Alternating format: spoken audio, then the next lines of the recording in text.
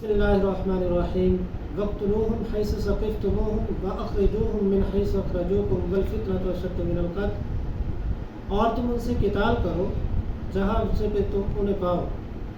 اور ان کو قتل کرو جہاں پہ تم انہیں پاؤ،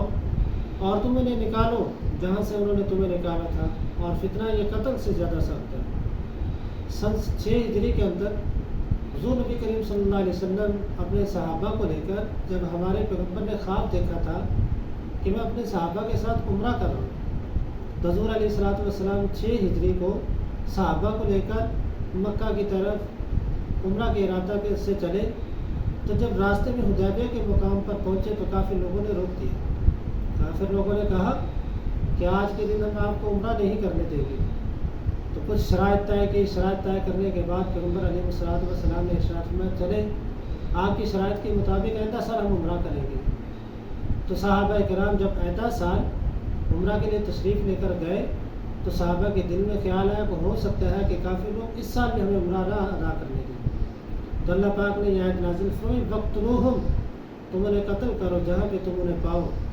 وَأَخْرِجُوهُمْ مِنْ حَيْثُ أَخْرَجُوكُمْ، اور تم انہیں نکالو جہاں سے انہوں نے تمہیں نکالا تھا، یعنی مکہ مکرمہ سے۔ اور ہوا بھی یہ کہ جب مکہ فتح ہوا تو حضور علیہ السلام نے جو کافر ایمان نہیں قبول کر سکے، جنہوں نے ایمان قبول نہ کیا، تو پیغمبر علیہ السلام نے انہیں مکہ سے نکالا بھی تھا۔ وَالْفِتْنَةُ أَشَدُّ مِنَ الْقَتْلِ، اور فتنہ سے مراد کفر و شرک ہے، اور تمام علماء مفسرین کا اس پر اتفاق ہے کہ فتنہ سے مراد کفر، شرک اور مسلمانوں پہ ظلم و ستم کرنا، ان کو مسجد حرام سے روکنا ہے۔ فرمایا اللہ تعالیٰ نے اشد، یہ زیادہ سخت ہے قتل سے، ایک طرف قتل کیا جا رہا ہے، لڑائی جھگڑا ہو رہا ہے، دوسری طرف کفر و شرک ہے، تو یہ کفر و شرک یہ قتل سے بھی زیادہ سخت ہے۔ وَلَا تُقَاتِلُوهُمْ عِنْدَ الْمَسْجِدِ الْحَرَامِ حَتَّى يُقَاتِلُوكُمْ فِيهِ، اور تم ان سے نہ لڑو مسجد حرام کے پاس یہاں تک کہ وہ تمہارے ساتھ لڑے اس میں۔ اس آیت میں مسلمانوں کے دل کے اندر ایک خیال تھا کہ مسجد حرام کے پاس لڑائی کرنا،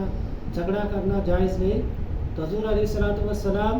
کے ساتھ چونکہ صحابہ کرام تشریف لے کر گئے تھے، اور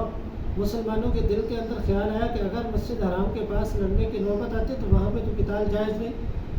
تو اللہ تبارک و تعالیٰ نے ارشاد فرمایا ہاں اگر وہ تمہارے ساتھ قتال کرے تو پھر تم بھی مسجد حرام کے پاس لڑ سکتے ہو، ورنہ جو کعبہ کی حرمت ہے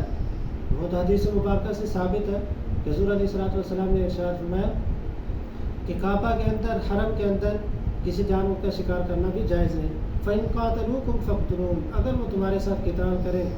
تو تم انہیں قتل کر دو، فَذَلِكَ جَزَاءُ الْكَافِرِينَ، یہ کافر لوگوں کا بدلہ ہے۔ صدق اللہ العظیم۔